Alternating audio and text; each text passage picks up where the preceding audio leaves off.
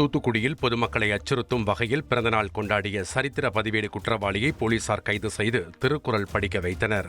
முத்தையாபுரம் பகுதியைச் சேர்ந்த ராஜா என்பவர் பல்வேறு கொலை வழக்குகளில் தொடர்புடையவர்.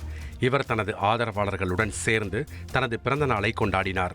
அதில் எதிரிகளுக்கு எச்சரிக்கை விடும் வகையில் திரைப்பட பாடலின் பின்னணியில் பிறந்தநாள் கொண்டாட்டத்தை இன்ஸ்டாகிராமில் பதிவு செய்து சமூக வலைதளங்களில் வெளியிட்டார். இது அதிகம் பகிரப்பட்ட நிலையில் வேறொரு குற்றச்சம்பவத்தில் ராஜா ஈடுபட்டது தெரிய வந்ததால் அவரை கைது செய்தனர்.